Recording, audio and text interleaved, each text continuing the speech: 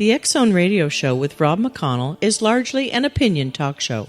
All opinions, comments, or statements of fact expressed by Rob McConnell's guests are strictly their own and are not to be construed as those of the X-Zone Radio Show or endorsed in any manner by Rob McConnell, Relmar McConnell Media Company, the X-Zone Broadcast Network, its affiliated networks, stations, employees, or advertisers.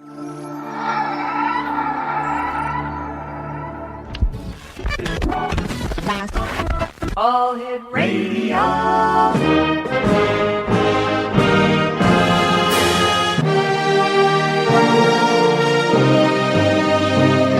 Welcome to the X-Zone, a place where fact is fiction and fiction is reality. Now, here's your host, Rob McConnell. And welcome to the X-Zone, everyone. My name is Rob McConnell. For the next 4 hours, I'm your host and your guide as together we cross the time-space continuum to this place that I call the X-Zone. It's a place where people dare to believe and dare to be heard. It's a place where fact is fiction and fiction is reality. And the X-Zone comes to you Monday through Friday from 10 p.m. Eastern until 2 a.m. Eastern on the Talkstar Radio Network, X-Zone Broadcast Network, UK High Definition Radio, Euro High Definition Radio, Star Cable, and our growing family of broadcast affiliates right across Canada, the United States, Central America, the Caribbean, South America, the Pacific Rim, Asia, India, Africa, and Europe. If you'd like to give us a call, 905-575-1222. That's area code 905-575-1222. Toll free 1-800-610-7035. Email xzone@xzoneradiotv.com, on MSN Messenger, xzoneradiotv@hotmail.com, and our website, www.xzoneradiotv.com.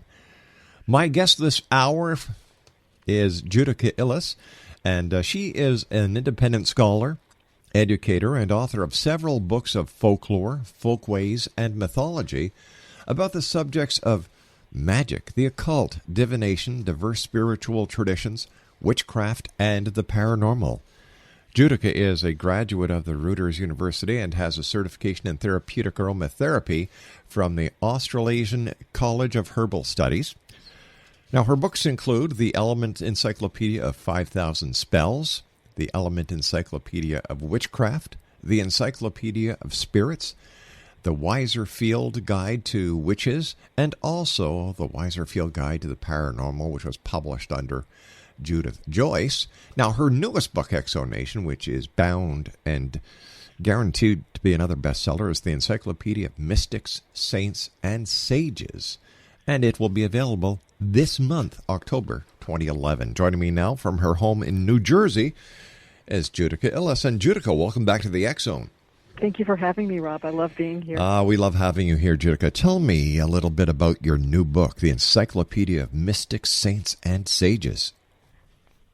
It is a catalog of saints from different spiritual traditions. You know, the popular Christian saints like St. Lucy and St. Anthony.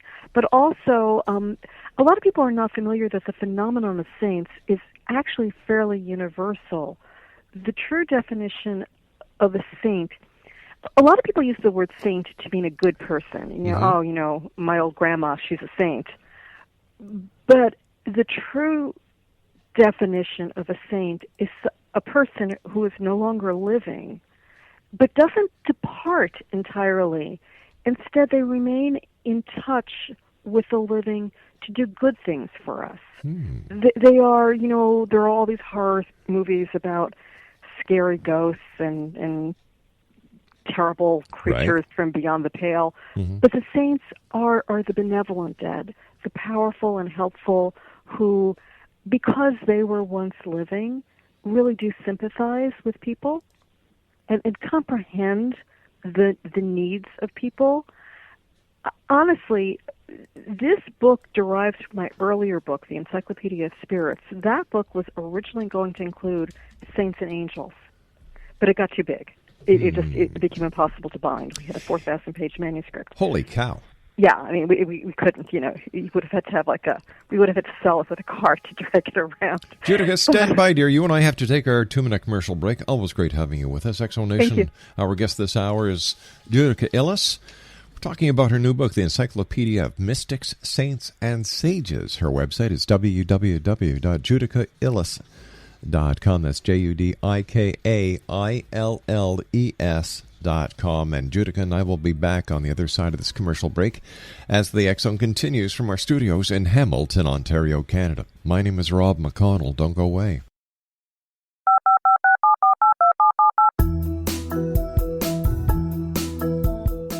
Did you know that when you're on the road with limited data or Wi-Fi, you can still listen to the X Zone radio show with Rob McConnell, The Science of Magic with Gwilda Wiyaka, X-1, Dimension X, Space Patrol, and every minute of the X Zone broadcast network by calling 213-401-0080, courtesy of Audio Now.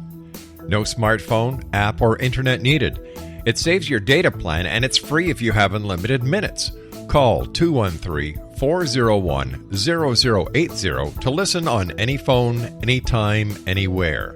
Remember, 213-401-0080 for the best of the paranormal, parapsychology, and sci-fi radio programming anywhere, 24/7, 365. And welcome back, everyone. My guest this hour is Judika Illes. We're talking about her new book, The Encyclopedia of Mystics, Saints, and Sages. And what does it take for someone to be a saint? I mean, besides the fact that they have to be dead. They have to produce miracles for the living. That is the key. They have to produce miracles. It's very interesting because the one religious tradition that has a bureaucracy, a technical way of establishing who is a saint is Christianity. Buddhist saints and Jewish saints and Sufi saints just sort of arise, and when they stop performing miracles, they fade into memory. But there is a canonization process in the Roman Catholic Church, and the equivalent in the Orthodox Church is known as glorification. And it's so interesting because, and I do track this in the book, the rules of becoming a saint have changed over the centuries. But the one thing that remains required is verification that 2 miracles have been produced. If they're not producing miracles, they're not saints. You know, they may be extraordinarily good people who did wonderful things while they were alive.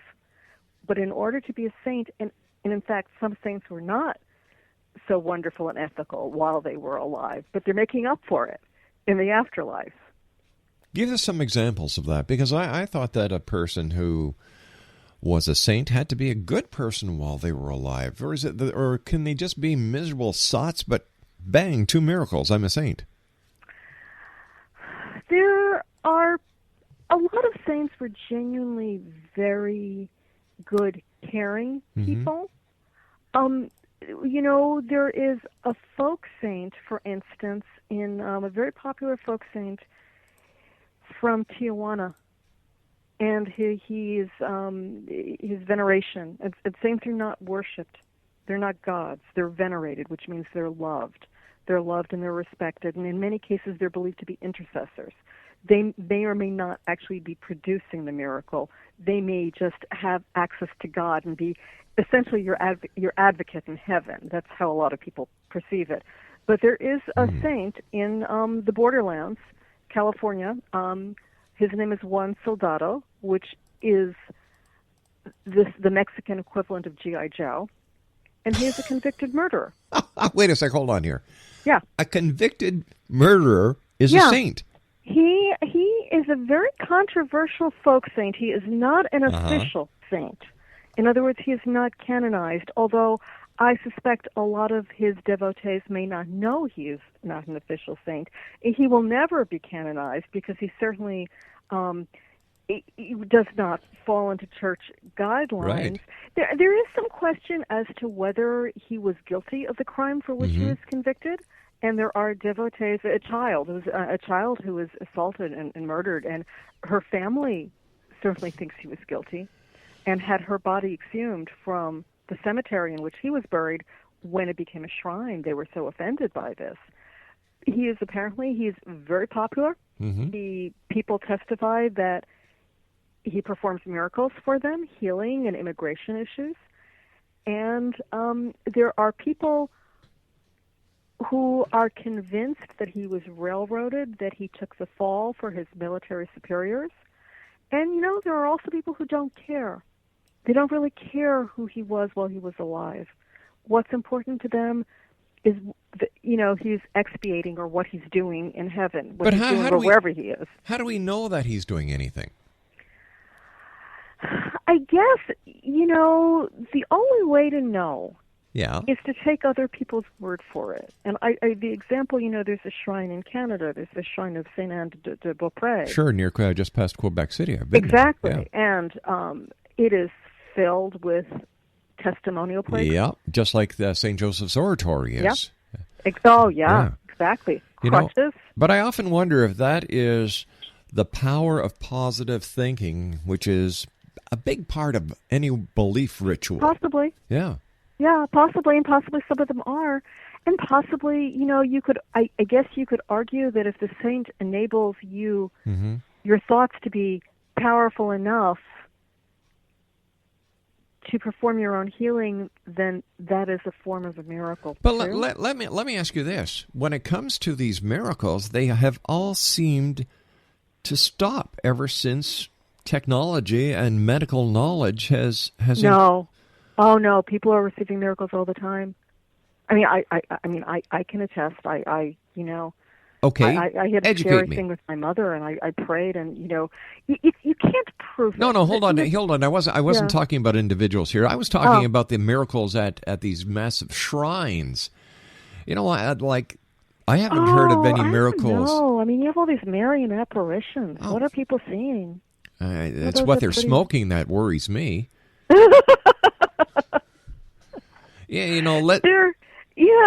It's hard to say you can't. You are out of the realm. And you're right. You're out of the realm of scientific proof. You cannot, by definition, a miracle is an odd, unique thing that can't just be replicated at will because, that it's not a miracle anymore. But, the other side of the story are shrines all over the world full of people, newspapers full of testimonials to St. Jude. Yeah. Are they all wrong? Well, and, even if it's only the placebo effect. Yeah. But if why? the placebo helps, that's a good thing. Well, sure, I agree with you 100%, and I certainly meant no disrespect to you when I was talking. You can't, and it's I think a difficult thing for a lot of people because it is out of the realm of proof. Well, you see, another question I have is that if these miracles are divine, and I'm not saying they're not because I don't know. Right. My question is, why is it not feasible then that whatever this divine power is doesn't go into hospitals where people are dying of cancer, children are born deformed? Right. And why doesn't a hand from heaven come down and just put its hand over the hospital and cure everyone? Right. And that is, and I do address that in the book. Why?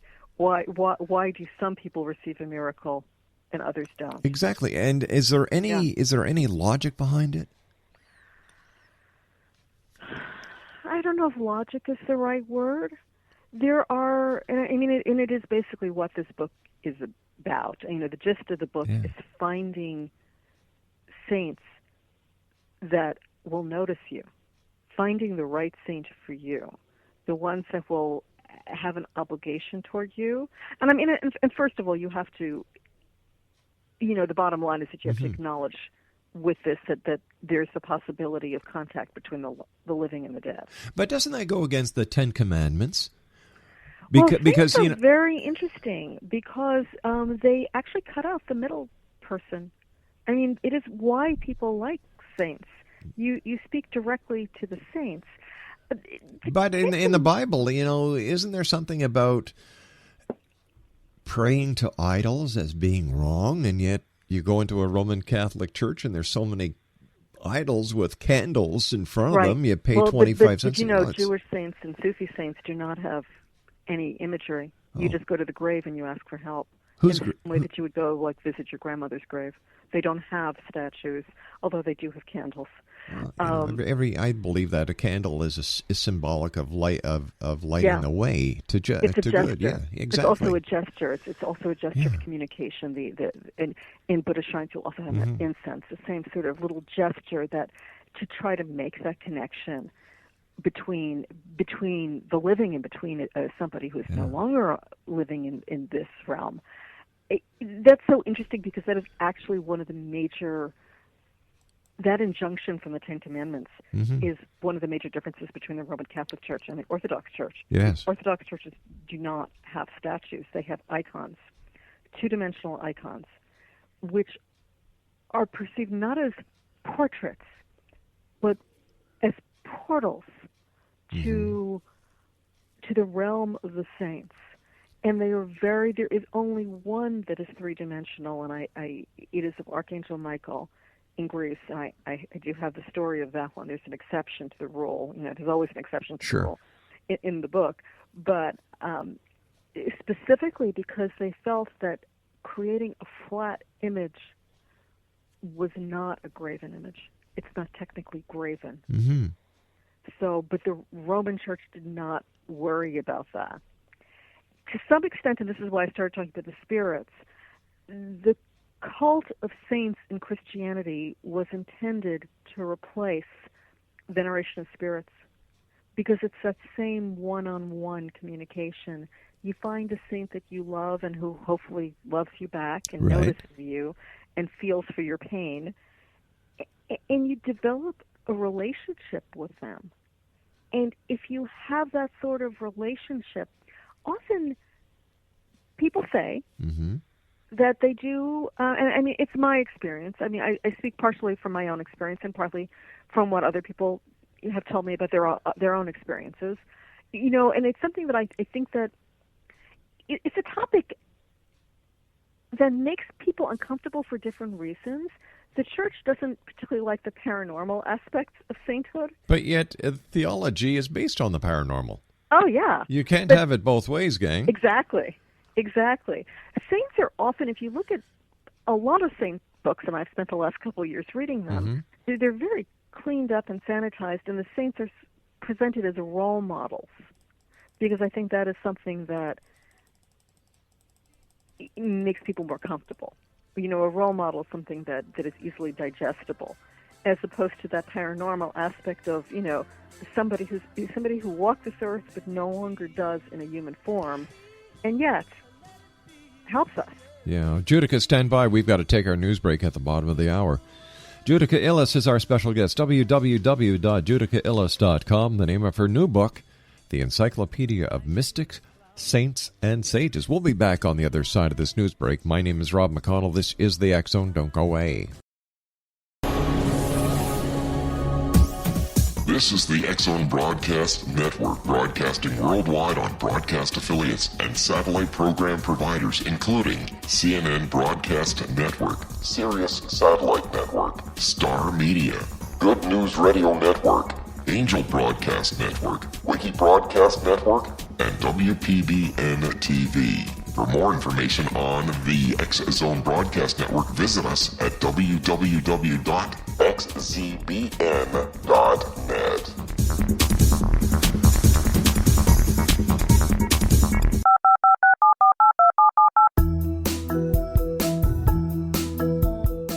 Did you know that when you're on the road with limited data or Wi-Fi, you can still listen to the X Zone Radio Show with Rob McConnell, The Science of Magic with Gwilda Wiyaka, X-1, Dimension X, Space Patrol, and every minute of the X Zone Broadcast Network by calling 213-401-0080, courtesy of Audio Now. No smartphone, app, or internet needed. It saves your data plan, and it's free if you have unlimited minutes. Call 213-401-0080 to listen on any phone, anytime, anywhere. Remember, 213-401-0080 for the best of the paranormal, parapsychology, and sci-fi radio programming anywhere, 24/7, 365. Judika Illes is my special guest this hour. Explanation. We're talking about Judika's new book entitled The Encyclopedia of Mystics, Saints, and Sages. It's published by the good people at HarperCollins. It is due out this month, October 2011. And her website is www.judikailles.com. That's www.judikailles.com. Don't forget, this coming February 2012, I'm going to be the Master of Ceremonies at the Body, Soul, Spirit Expo being held at the International Centre in Toronto, 6900 Airport Road. For more information, visit their website at www.bodysoulspiritexpo.com. Welcome back, Judika. Always great having you with us here in the X Zone. We're talking about saints and basically how religious theologies and philosophies poo-poo the paranormal, and yet they're based on the paranormal. Of course. Makes no sense to me. There was, I think, maybe it was the BBC or a British paper. Mm-hmm. They did a survey about a year or two ago on the most popular alien, and they counted down top 20, and number one was God. Yeah. I've often said that Jesus was a space cadet. Because when you look at, and I didn't mean that in a negative connotation. No. I mean, it's not meant disrespectfully. When you look at Greek mythology, and several thousand years later, along comes Christianity. The parallels are too great to ignore. Elijah the prophet, who is venerated, and non-Christians often don't like the word saint, and that's another issue. But right. He is venerated by Jews and by Lutherans, and in the spiritual churches of New Orleans, and also a Saint Elijah, Saint Elias in the Orthodox Church. If you read your Bible, he goes up to heaven in a chariot. They didn't have spaceships. Not that we know of. The people they may not have had our type of technology, but right. if you translate the technology of their time to the technology of our time, it's very similar. It is. Yeah. It is, but people don't want to actually look at that, and of course they don't want to acknowledge that, because if they acknowledge that, one cancels out the other. I've been very frustrated because I like old images, and I have a fondness for dragons. Yes. And I like them. Yeah. And I like images of them. And a lot of saints are associated with dragons. Most famously, Saint Martha. This is Martha of Bethany from the Bible. Is she any relation to Saint Martha of Stewart? Well, Martha Stewart. I don't know if she can have a dragon too, a dragon on a leash. I think she has chow-chows. But, there are all legends of Martha taming a dragon. And a lot of old holy cards, if you go online and look for vintage holy cards, you will see images of Martha with a dragon. New sellers, new producers of cards don't sell these anymore. They do images of her, of the stories from the Bible, which show her, the wonderful housewife from the New Testament, because I guess dragons are not perceived as acceptable anymore. And I find this so frustrating because so many of the stories, and I mean that in a respectful term, people sometimes use story to imply that something isn't true, and I'm not implying that, but so many of these stories involve a leap of faith that things that are out of the ordinary can happen and can exist. And so why not a dragon? Yeah, why not a dragon? Why not? Why not? Exactly.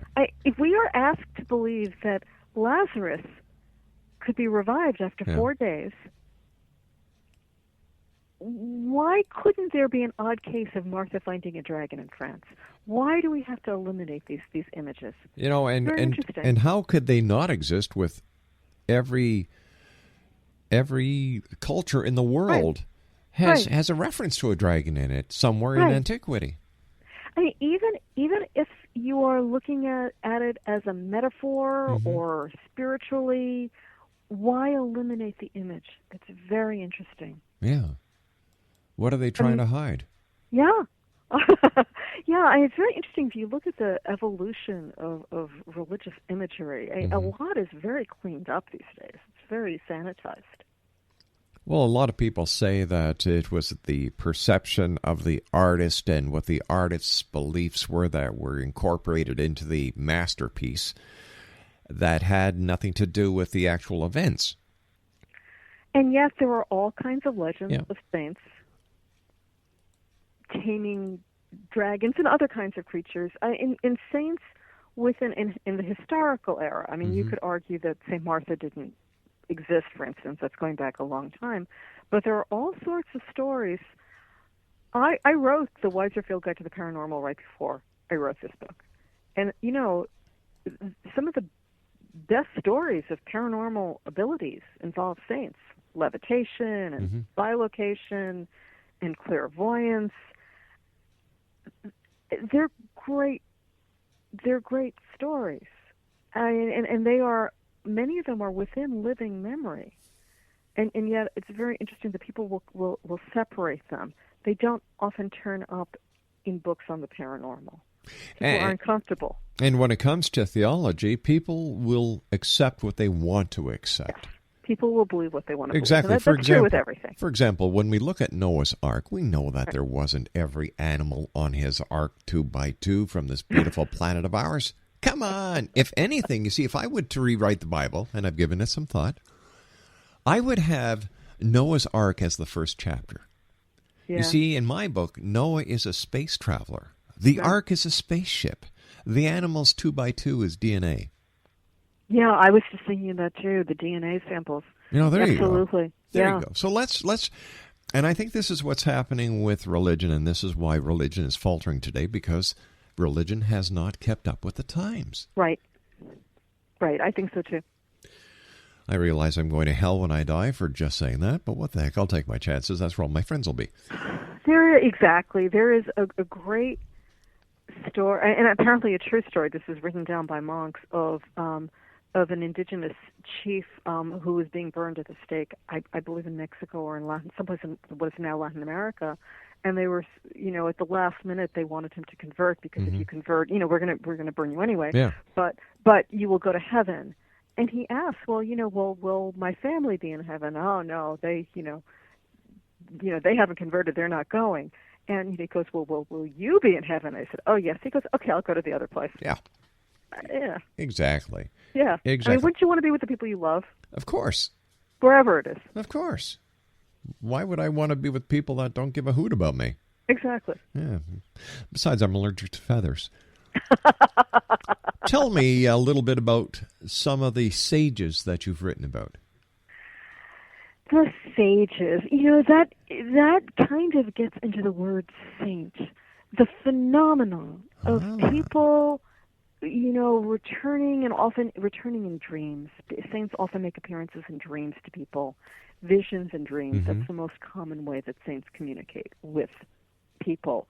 It exists in all sorts of religions, Zoroastrians and Hindus and Buddhists, but the word saint really raises people's hackles if they're not Christian, because they assume, as you pointed out, that there'll be statues and they'll be worshipped. People misinterpret Christian veneration of saints for worship, and so they prefer words like sages.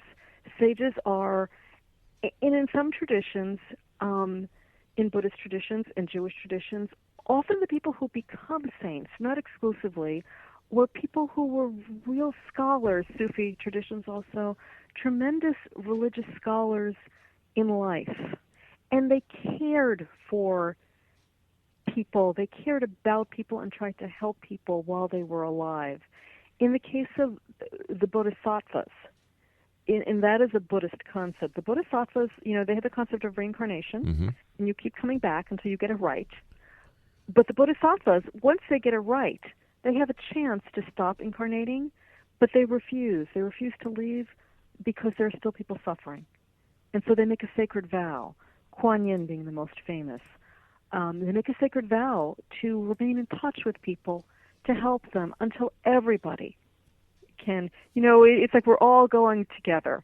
When all of you have perfected yourself and no one is suffering anymore, I'll go with you. Man, I'm going to be here a hell of a long time. I sometimes think I'm Australian because I have the boomerang effect. I was very happy that you say Australia, because this book has saints from every inhabited continent. And I always feel in my books that Australia gets like the raw end of the deal. What? I don't have enough Australian spells. I don't have enough Australian spirits. Mm-hmm. Saint Mary MacKillop, just canonized very recently from Australia, Australia's first saint. Really? And a very important saint for our times, I think, because in her lifetime, Yes. and she did not live that long ago. She was notified. She was a nun. She was a teaching nun, and she was notified that there were priests who were molesting children. Oh, there's a news flash. She took it seriously, though. Good. I'm glad and she did. She went and she complained to the bishop, and it's an interesting story because the priest in question was transferred, but she ended up excommunicated. Oh, that's crazy. I think that priest should have been thrown in jail, and she should have he was received sent a back mail. to Ireland, and they didn't tell them in Ireland why he was sent back. They said he had a drinking problem. My gosh. Yeah, and Mary MacKillop was briefly his friends. He had a vendetta against her. She ended up. The bishop on his deathbed reinstated her, and she was brought back into the church. But she was essentially thrown out. With no money, no nothing, no house. For God's sake. No one could speak with her, and she has become sort of unofficially the saint of people who feel abandoned by the church, or people who feel betrayed by the church. Mary MacKillop is sort of the extra factor. She is the person the saint who is the exception to the rule. Whenever I hear of a child being molested by a member of the clergy, that hymn comes to mind, "Suffer little children to come unto me," but I don't think that's what Christ had in mind. No, I don't think so. No, I think that that's a whole new show. That's a whole new show. If there's a hell, there's a special place in hell for certain people. Exactly. Who in your book is saint number 1? For me? Yeah. Oh boy, it's hard. I write these big books because I love a lot of them. Mm-hmm. But Joan of Arc is very close to my heart. Joan of Arc is the two entries that I wrote them, but I can't read them without crying even now. Is Joan of Arc and Father Michael Judge, who is still an unofficial saint. He was the first victim of 9/11. He wasn't technically the first victim, but he was the first identified person who died, and so he was body bag number 1. And he has been performing miracles for people, especially involving prenatal healing of children. And I live right outside New York City, and that was I watched that day, so that's very personal to me. That was a very, very personal thing to me. And Michael Judge was just a wonderful person in life, and he was taken from us too soon. And I'd like to think that he's up there watching over us. Who knows? Who knows? Who knows? So let's see.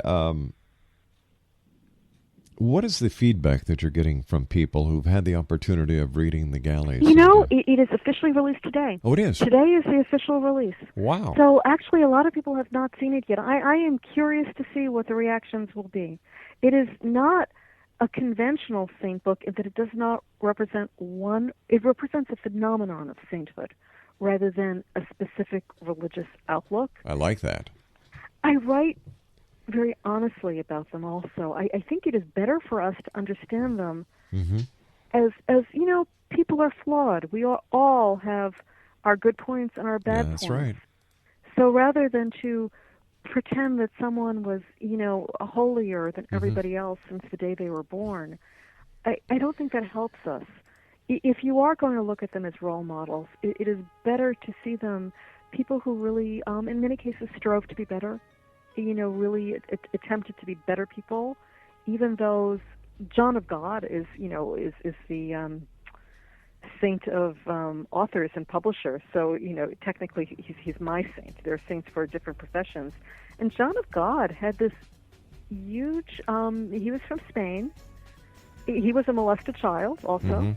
And he went through, he was a mercenary and he got in trouble. Judika, let's hold it here because Okay. I've got to take my final break. When we come back, we'll talk more about John of God. Exonation, Judika Illes is our special guest. Her new book is, you ready? Released today, The Encyclopedia of Mystics, Saints, and Sages. My name is Rob McConnell. This is the X Zone. Don't go away. This is the X-Zone Broadcast Network, broadcasting worldwide on broadcast affiliates and satellite program providers, including CNN Broadcast Network, Sirius Satellite Network, Star Media, Good News Radio Network, Angel Broadcast Network, Wiki Broadcast Network, and WPBN TV. For more information on the X-Zone Broadcast Network, visit us at www.xzbn.net.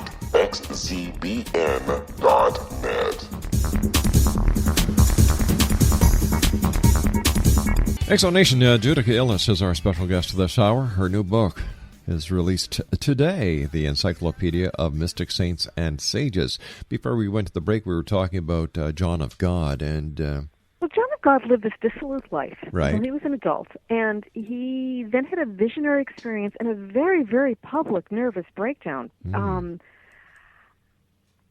And spent the rest of his life attempting to be a really good person and help others. And that is something, if you don't appreciate what he went through to get there, I think it's out of reach for the rest of us. It's the humanity of the saints that makes them so special, that they suffered and they were tempted and they made mistakes. And yet, maybe even the possibility that after you die you can still attempt to make amends. So it's a nice thought. it certainly is. What's your next book going to be about? I don't know yet. Oh, come on. I think I'm taking a vacation for a little bit. Oh, that sounds like a good idea. Where are you going to be going? Oh, God, I don't know. I have bookstore schedules. That's not really a vacation. I would like to go to the Caribbean. That's where I'd really like to go. Yeah, love it down there. We've gone Me to too. Jamaica. We've gone to the U.S. Virgin Islands, the Yeah, Bahamas. the British Virgin Islands also. Oh, Beautiful. yeah. Oh, yeah. Mind you, I like Jamaica, and my second favorite spot is the Dominican Republic.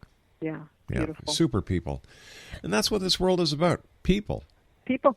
And we've got to start dropping the color aspect, Yeah. the theological aspect, the belief aspect, and learn more about each other. So The nice thing about saints also that people don't realize, they will do favors and bestow miracles on people who are not of their own religion. You Wow. can ask for, and it is very traditional in a lot of communities in North Africa. Muslims and Jews go to each other's shrines. It's how a many nice thing. How many saints are there? There are over 10,000 Roman Catholic Whoa. saints alone. So, I mean, I would be, what am I writing? I'd be happy to do book 2. Yeah, I guess so. Judika, as always, time goes by so fast when you're with us. Thank you, Rob. Hey, it's my great pleasure. Let our listeners know how they can get a copy of your book and how they can find out more about you. Books are available wherever fine books are sold, online, offline. And my website, www.judikailles.com. I'm on Facebook. I'm on Twitter. And you're tonight here on the X Zone. Yes. Judika, take care of yourself, my good friend. You too. Thank Keep you. the great work up. So long now. Judika Illes has been my guest this hour. Once again, her latest book, which is released today, it's in bookstores, online, and where you go to get your local books, right around the corner, while they're still there. The Encyclopedia of Mystics, Saints, and Sages, published by the good people at HarperCollins. Once again, her website, www.judikailles.com. I'll be back on the other side of the news at 6.5 minutes past the top of the hour as the X Zone continues with yours truly, Rob McConnell, from our studios in Hamilton, Ontario, Canada. Our website, www.xzoneradiotv.com. On MSN Messenger, xzoneradiotv at hotmail.com. And our regular mail is xzone at xzoneradiotv.com. I'll be back after this news break. Don't go away.